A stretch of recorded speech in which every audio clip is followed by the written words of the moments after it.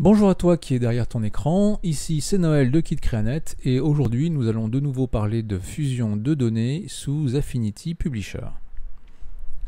Alors cette vidéo fait suite à une première vidéo que j'avais réalisée sur ce sujet et dans laquelle je montrais comment réaliser des cartes de visite pour une association. L'idée c'était de fournir à l'imprimeur un fichier PDF définitif avec une carte de visite par page, de manière à ce que l'imprimeur puisse imprimer les cartes de visite.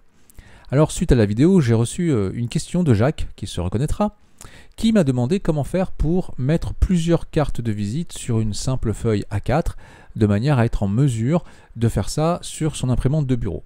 Donc le résultat final de ce travail, le voici. Effectivement, on peut constater ici que sur une page A4, on va être en mesure d'imprimer de nombreuses cartes de visite, de manière à pouvoir faire ça à la maison et découper ces cartes de visite soi-même. Alors là, on parle de cartes de visite, mais c'est également ce que vous pourrez utiliser pour, par exemple, faire des cartes de jeu ou des étiquettes, peu importe l'usage final, voilà un petit peu le résultat que vous allez obtenir. Alors pour ça, on va immédiatement se rendre dans Affinity Designer et on va pouvoir commencer notre travail de fusion de données. Donc j'ouvre Affinity Designer avec une page au format A4, puisque c'est l'objectif, travailler sur une imprimante de bureau classique. Et on va commencer à préparer notre fusion de données. Pour ça, on va utiliser un outil qui est dédié à cet usage et qui s'appelle l'outil mise en page de fusion de données. Donc il se trouve ici. Vous cliquez sur cet outil et vous allez pouvoir dessiner votre zone de mise en page de fusion de données sur votre page. Alors ce qu'il faut comprendre ici, c'est que ce quadrillage représente des zones virtuelles un petit peu, qui vont accueillir toutes les cartes de visite qui vont être générées par le publipostage, par la fusion de données. Tout ce que vous allez mettre dans la première cellule ici en haut à gauche va se répercuter automatiquement dans toutes les autres cellules. Alors ça fonctionne grâce à un calque un peu particulier qui est ici. Ce calque s'appelle mise en page de fusion de données. On va y revenir un peu plus tard. Vous allez voir que tout ce qui se passe dans ce calque-là, c'est ça qui permet la fusion de données. Donc je vous montre quelque chose de très simple et de très rapide. Je vais dessiner ici un carré dans cette zone en haut à gauche et vous voyez que tout ce que j'ai mis dans cette zone-là se répercute dans toutes les autres zones de la page. Si je déplace ici mon bloc, donc je vais le sélectionner dans ma liste de calques, si je le déplace ici, il va se déplacer partout et à l'identique dans toutes les zones de la zone de fusion de données. Alors maintenant qu'on sait ça, on va pouvoir enlever ce bloc ici, donc je le sélectionne et je le supprime.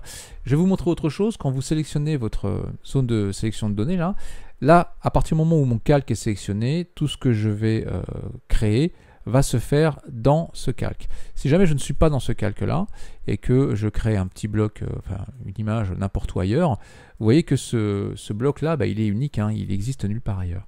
Si je prends ce bloc et que je le fais glisser ici dans ma zone, dans mon groupe de calque de mise en page, vous voyez que ce bloc appartient désormais au groupe en question et que si je le déplace, il se déplace à l'identique dans toutes les zones qui composent la zone de fusion de données. Je pense que vous avez compris le principe. Maintenant, on va pouvoir commencer à travailler, à mettre en place notre fusion. Donc, je vais sélectionner mon bloc ici et on va faire quelques petits réglages, notamment au niveau du format, pour pouvoir faire des cartes de visite à la bonne taille. Donc, ma carte de visite doit s'inscrire dans cette cellule-là, dans cette zone-là. Donc, je vais modifier les dimensions de cette zone pour faire en sorte qu'elle soit à la bonne taille immédiatement. Donc là, les zones sont collées les unes aux autres. On peut mettre une petite gouttière entre chaque zone, histoire que ce soit un peu plus joli. Donc c'est ce qu'on va faire pour séparer un peu chaque carte de visite. Donc je vais cliquer une fois sur le bouton mise en page de fusion de données. Et puis vous voyez qu'ici, en haut, j'ai plusieurs outils qui sont apparus dans la zone contextuelle. Donc on va commencer par mettre une petite gouttière ici de 5 mm par exemple. On va modifier la largeur de la cellule. Donc je vais ici indiquer 88 mm. Et puis dans la hauteur de cellule, on va indiquer 55 mm. Alors là, j'ai mis la bonne taille, j'ai 4 cartes de visite, simplement je peux en mettre 4 autres ici, j'ai déjà fait mon petit calcul, je peux afficher 4 cartes de visite par page, donc je vais modifier ici le nombre de lignes, passer de 2 à 4. Malheureusement quand je fais ça, il n'a pas respecté ma taille, donc je vais être obligé de repréciser ici que c'est bien des cellules de 55 mm de haut que je veux. À partir de ce moment-là, comme vous pouvez le voir, j'ai ici 8 emplacements pour accueillir les données et donc sur cette page il y aura 8 cartes de visite.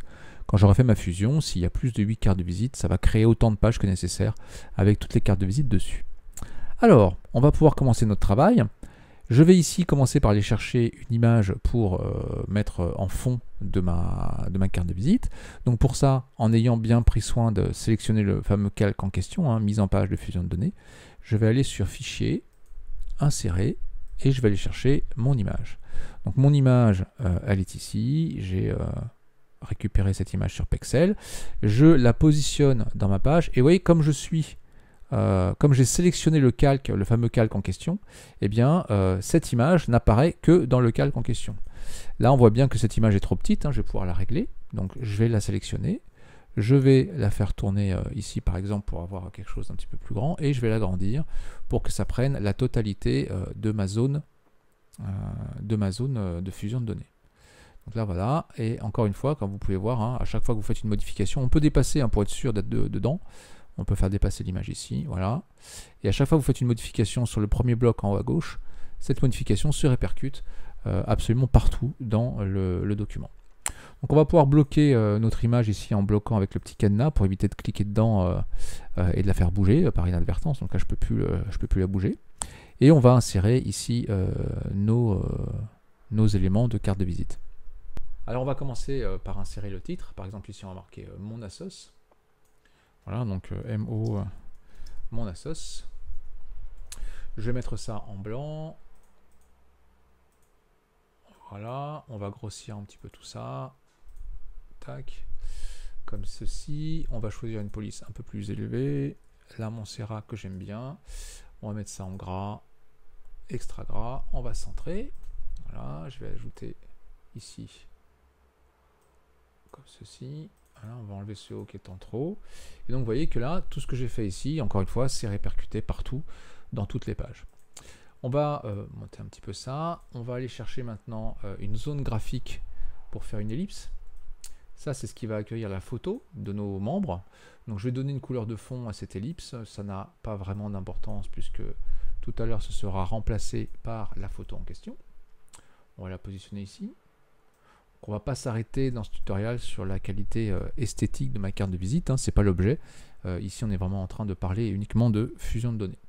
Donc, je vais grossir un petit peu maintenant pour y voir un peu plus clair et on va continuer. Donc, je vais dupliquer ce champ-là. Cette fois-ci, je vais le faire à gauche. On va diminuer un petit peu le corps parce que là, c'est beaucoup trop gros. Voilà, on va passer encore 12 par exemple. Et ça, ce sera le nom, le prénom et le nom de notre membre. Prénom et nom. Voilà. Tout ce que je mets ici, encore une fois, n'a aucune importance. C'est ce qu'on appelle un placeholder. C'est quelque chose qui me permet de positionner mes éléments, mais tout à l'heure, on va remplacer cette information-là par les véritables informations en provenance du fichier Excel. Donc, je vais dupliquer ce champ ici. On va se servir de ce champ pour la fonction. Voilà, donc ça, on va peut-être enlever, on va peut-être mettre ça en un peu moins gras, en moyen, en italique, et puis on va baisser un peu de corps. Voilà, ça suffira. 10 points.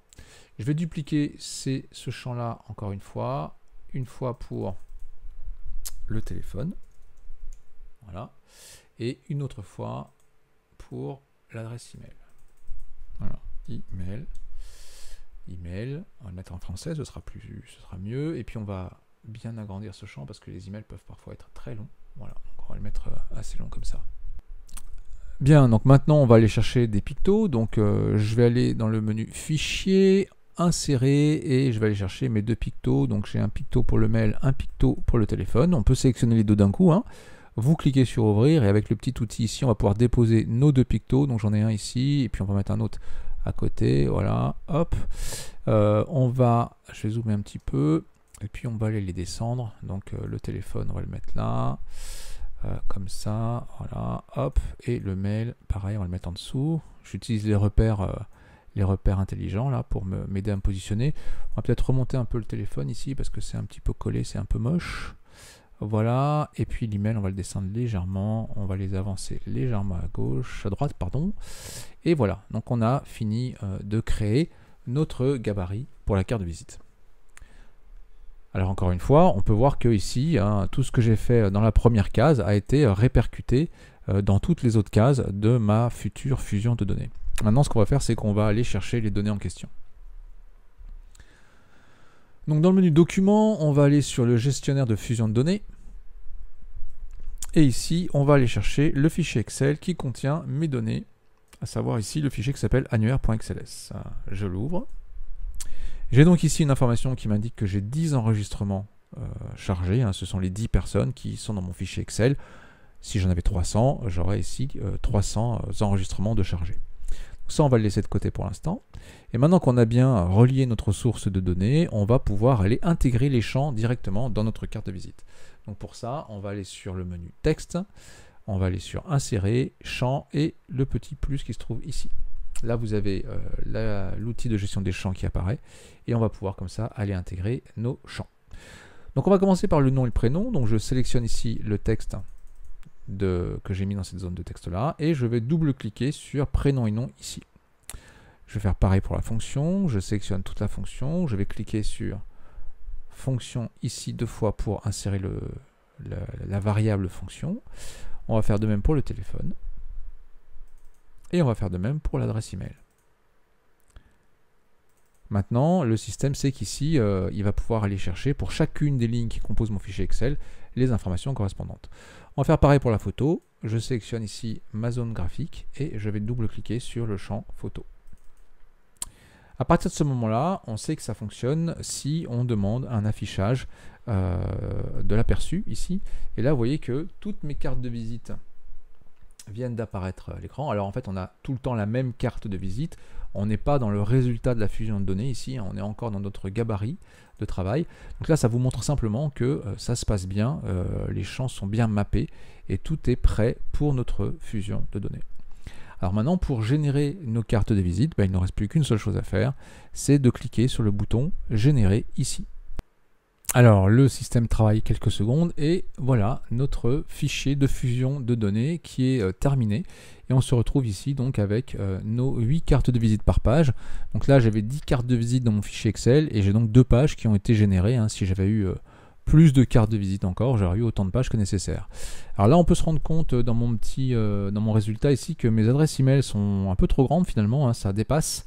Donc on va pouvoir corriger ça, on va fermer le document qu'on vient de créer, on ne va pas le sauvegarder, et on va modifier la taille de notre téléphone et de notre adresse email par exemple. On est à 12 points, on va changer pour aller à 10 points par exemple. Ça devrait suffire, ça permet c'est toujours très lisible sur notre carte de visite. Et je vais donc de nouveau cliquer sur générer ici, et là hop, le nouveau fichier est créé. Donc cette fois-ci on peut vérifier que toutes nos adresses email sont correctes, tout va bien, c'est propre. J'ai bien toutes mes cartes de visite créées sur mes pages A4. Voilà, on a terminé notre fusion de données. J'espère avoir répondu à la question de Jacques efficacement. Et puis sans doute à votre question à vous, j'espère, si vous étiez par ici en quête de réponse. C'était Noël de KitCreaNet. Je vous souhaite à tous une agréable fin de journée et je vous dis à bientôt.